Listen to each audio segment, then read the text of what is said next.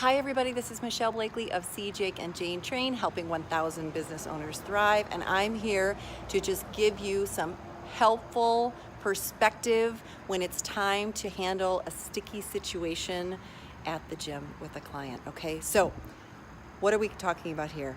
Something unfortunate happens at the gym or a client gets injured, right? Number one, this is the time right now when you're listening to this video to make sure that your waiver and insurance policy are in place. This is something, one of the first steps we have every trainer do in our 9-week turnaround course. I'm gonna have you do it. Please check that all of that is up to date and ready to go, and that you have a nice, robust policy, insurance liability policy for your business, for your training practice. And that every single client has their waiver signed, okay?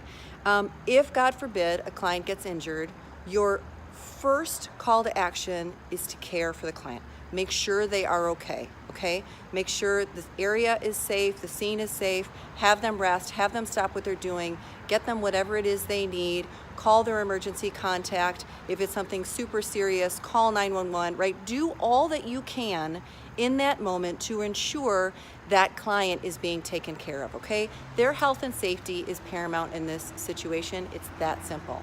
Number two, if it's a mild instance, right, they bump themselves or their ankle kind of hurts or something small, you still want to follow that practice. Obviously, you may not need to call 911, you may not need to do anything invasive, but you want to, or extreme, but you want to make sure they're okay and get them whatever it is they need, okay?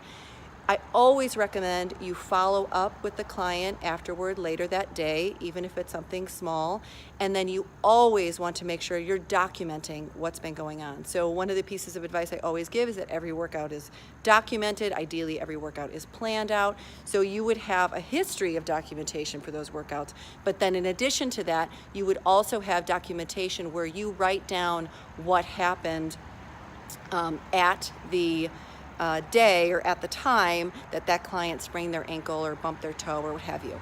Also, if you're renting time at a studio or you're at a studio, make sure the owner and the studio manager know, so that everybody's informed. Again, always follow up with that client and make sure they're okay? Because them being okay, them being well, that sincere care for the client is really paramount. You have any questions or you need any more resources if something like this has happened, please don't hesitate to reach out. I'd be happy to share my network with you. I have some fabulous people who know a great deal more about this than I do, and we always want to get you the best answer possible. But those are some nice things to remember, that you want to be documenting your workouts at all times. You want to make sure you have your waiver and liability insurance in place to protect you and your clients. You want to check on that client, make sure they're okay, and you always want to follow up and document, okay? All right, guys, bad things happen, but we got to handle them well, okay? And I wish you a great week. Reach out if we can do anything. Info@cjakeandjanetrain.com. Thank you so much.